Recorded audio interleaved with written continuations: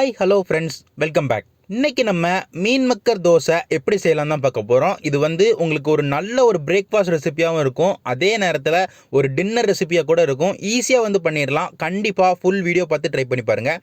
இப்போ இந்த மீன் மக்கர் தோசை செய்கிறதுக்கு நான் முதல்ல மீன் மக்கரை நான் நல்லா வேக வச்சுக்கிட போகிறேன். நான் அன்றைக்கி மீன் மக்கர் தோசை செய்கிறதுக்கு 400 கிராம் மீன் மக்கர் எடுத்துக்கிட்டேன். அந்த 400 கிராம் மீன் மக்கரையும் நல்லா ஒரு கடாயில் தண்ணி ஊற்றி தண்ணி கொதிக்க ஆரம்பிச்சக்கப்புறமா அந்த மீன் மக்கரை சேர்த்து ஒரு 7 நிமிஷத்துக்கு ஒரு அளவுக்கு மீடியம் ஹை ஃப்ளேமில் வச்சு நல்லா வேக விடுங்க. நல்லா வேக விட்டிங்கன்னா ஒரு 7 நிமிஷத்தில் மீன் மக்கர் நல்லா வெந்துடும்.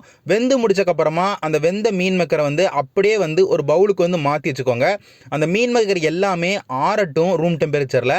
ஆறி முடிச்சக்கப்புறமா நம்ம அதை நல்லா பிழிஞ்சு எடுத்து தண்ணி எல்லாத்தையுமே நல்லா ஃபில்டர் பண்ணி எடுத்துக்கலாம். நம்ம தண்ணியை கண்டிப்பாக ஃபில்டர் பண்ணணும், அதை முக்கியமாக பார்த்துக்கோங்க. மீன் மக்கர் வேக வைக்கிறது நீங்கள் பயன்படுத்துகிற மீன் மக்கர் 2 இருக்குது. நீங்கள் பயன்படுத்துகிற மீன் மக்கர் சின்ன சைஸ் மீன் மக்கராக இருந்தாலும் ஒரு பிரச்சனையும் இல்லை. நான் பெரிய சைஸ் மீன் மக்கர் எடுத்திருக்கேன். அதே நேரத்தில் சில பேர் சுடு தண்ணியை ரெடி பண்ணிட்டு திரும்ப அதை மீன் மக்கரை போடுவீங்க. அப்படியும் நீங்கள் போடலாம். எப்படியோ நம்ம மீன் மக்கரை வேக வைக்கணும். நல்லா 100% வேக வைக்கணும். அதை முக்கியமாக பார்த்துக்கோங்க. மீன் மக்கரை வேக வச்சக்கப்புறமா நான் சொன்ன மாதிரி அதை நல்லா பிழிஞ்சு எடுத்துக்கிட்டேன். அதை எல்லா தண்ணி எல்லாமே மீன் மக்கரில் இல்லாத மாதிரி நல்லா பிழிஞ்சு எடுத்துக்கிட்டேன். அதை அப்படியே ஒரு பவுலுக்கு மாற்றி வச்சிட்டேன். அதுக்கப்புறமா நான் ஒரு பேஸ்ட் அரைச்சி எடுத்துருக்கேன். அதுக்கு மிக்சர் ஜாரில் 2 பெரிய வெங்காயம், அதுக்கப்புறமா 3 தக்காளி, அதுக்கப்புறமா 3 பச்சை மிளகா, அது 3த்தையுமே தண்ணி எதுவுமே சேர்க்காம நல்லா அரைச்சி எடுத்துருக்கேன். அதையும் ஒரு பவுலுக்கு மாற்றி வச்சிட்டேன். அதை மாற்றி வச்சக்கப்புறமா நம்ம வேக வச்ச மீன் மக்கரை நான் மிக்சர் ஜாரில் அரைச்சி எடுக்கணும்.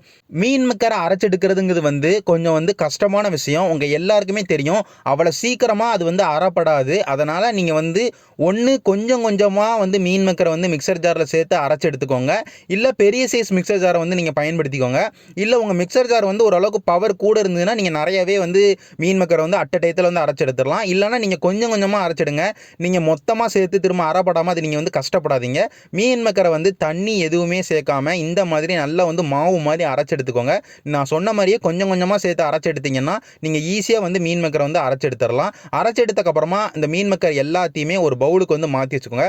இப்போ நம்ம இந்த மீன் மக்கர் ஸ்டஃபிங் ரெடி பண்ண ஆரம்பிச்சிடலாம். அதுக்கு ஒரு கடாயில் ஒரு 5 டேபிள் ஸ்பூன் கடலெண்ணெய் சேர்த்துருக்கேன். எண்ணெய் லைட்டாக சூடாக ஆரம்பிச்சக்கப்புறமா சீரகம் ஒரு அரை டீஸ்பூன் சேர்த்து அந்த சீரகம் நல்லா வாசனை வர வழக்கி நம்ம ஒரு அளவுக்கு 30 செகண்ட்லேருந்து ஒரு 40 செகண்ட் மீடியம் ஃப்ளேமில் வச்சு நல்லா வதக்கி விட்டுக்கலாம்.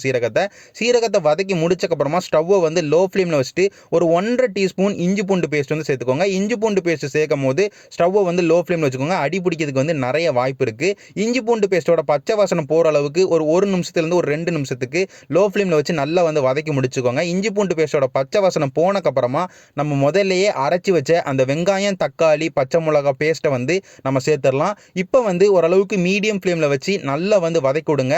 நம்மளுக்கு வெங்காயத்தோட பச்சை வாசனையும் போகணும், அதே நேரத்தில் தக்காளியோட பச்சை வாசனையும் போகணும். ஏன்னா இதை நம்ம பச்சையாக நம்ம அரைச்சி எடுத்துருக்கோம். அதனால் இதோட பச்சை வாசனை போகணுங்கிறதுக்காண்டி ஒரு 2 நிமிஷத்துலேருந்து ஒரு 4 நிமிஷத்துக்கு ஸ்டவ்வை மீடியம் ஃப்ளேமில் வச்சு நல்லா வதக்கி விட்டுக்கோங்க. வதக்கி முடித்து பச்சை வாசனை போனக்கப்புறமா நம்ம முதல்லையே அரைச்சி வச்ச அந்த மீன் மக்கரை நம்ம சேர்த்துக்கலாம். மீன் மக்கரை எல்லாத்தையுமே சேர்த்து மீன் மக்கரை இந்த வெங்காயம், பச்சை மிளகா, அதுக்கப்புறம் தக்காளியோட நல்லா மிக்ஸ் பண்ணி விட்டுக்கோங்க. ஸ்டவ்வு ஓரளவுக்கு லோ மீடியம் ஃப்ளேமில் இருக்கட்டும். ஏன்னா அடி பிடிக்கிறதுக்கு நிறைய வாய்ப்பு இருக்குது. தண்ணி அவ்வளோவா இல்லாதங்கிறதுக்காண்டி ஈஸியாக அடி பிடிச்சிரும். அதனால் நீங்கள் ஸ்டவ்வை ஓரளவுக்கு லோ மீடியம் ஃப்ளேமில் வச்சு ஒரு 2 நிமிஷத்துலேருந்து ஒரு 3 நிமிஷத்துக்கு லோ ஃப்ளேமில் வச்சு நல்லா வதக்கி கொடுங்க. அந்த மீன் மக்கர் நல்லா அந்த வெங்காயம் தக்காளியோட சேரட்டும். ஒரு 2 நிமிஷத்துலேருந்து ஒரு 3 நிமிஷம் வதக்கி முடிச்சக்கப்புறமா கருவேப்பிலையில் ஒரு 10லேருந்து ஒரு 15 கருவேப்பிலையில் சேர்த்து கருவேப்பிலையிலையும் மீன் மக்கரோட நல்லா மிக்ஸ் பண்ணி விட்டுக்கோங்க. மிக்ஸ் பண்ணி முடிச்சக்கப்புறமா ஸ்டவ் லோ ஃப்ளேம்லேயே இருக்கட்டும். நம்ம மசாலா எல்லாமே சேர்த்துக்கலாம். காஷ்மீரி மிளகாய்த்தூள் பொடி 1 டீஸ்பூன் சேர்த்துருக்கேன். மல்லி பொடி ஒரு 3/4 டீஸ்பூன் சேர்த்துருக்கேன். அதுக்கப்புறமா மஞ்சள் பொடி ஒரு அரை டீஸ்பூன் சேர்த்துருக்கேன்.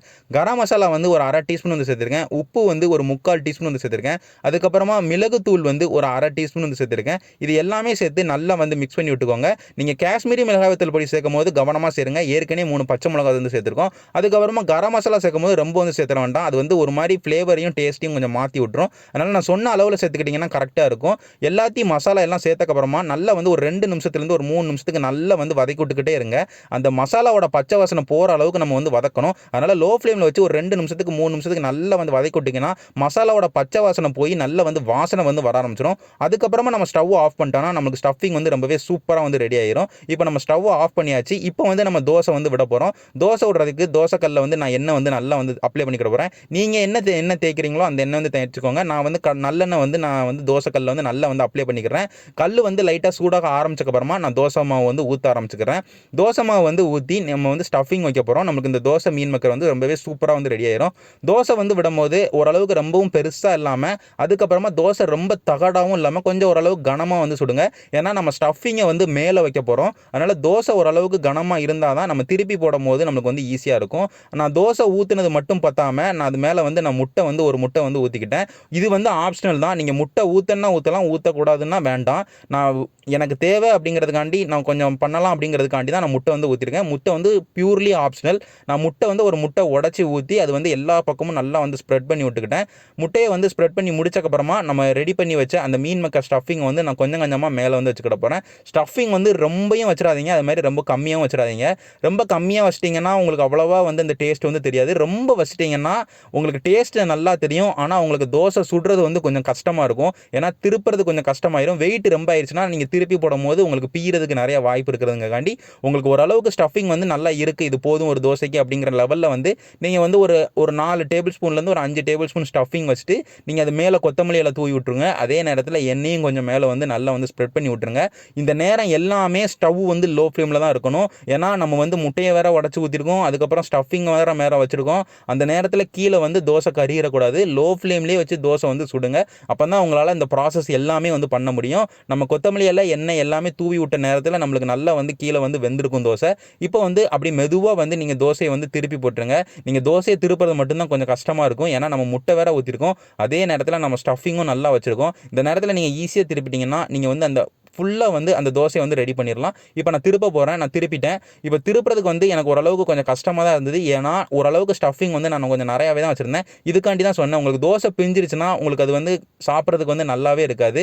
அதனால் ஸ்டஃபிங் வைக்கும் போது கொஞ்சம் நிறையா வைக்காமல் கொஞ்சம் கம்மியாக வச்சிட்டிங்கன்னா உங்களுக்கு இந்த மீன் மக்கர் தோசை வந்து ரொம்பவே சூப்பராக வந்து ரெடி பண்ணிடலாம். ரொம்பவே ஹெல்த்தியும் கூட. நம்ம முட்டை சேர்த்துருக்கோம், மீன் மக்கரும் உடம்புக்கு ரொம்பவே ஹெல்த்தி கூட, சோயா கூட. இந்த மீன் மக்கர் தோசையை வந்து ஒரு பிரேக்ஃபாஸ்ட்டாவோ ஒரு டின்னராவோ நீங்கள் செஞ்சு கொடுங்க. எல்லாருமே ரொம்ப விரும்பி சாப்பிடுவாங்க. ரொம்ப ஈஸியாக கூட பண்ணக்கூடிய ரெசிபி. மீன் மக்கர் ஸ்டஃபிங் ரொம்ப டேஸ்ட்டாக இருக்கனால ரொம்ப விரும்பி சாப்பிடுவாங்க. கண்டிப்பாக எல்லாருக்கும் செஞ்சு கொடுங்க. நான் இதே மாதிரி வேற ஒரு சூப்பரான ஒரு ரெசிபியோட உங்கள் எல்லாருமே வந்து பார்க்குறேன். நன்றி.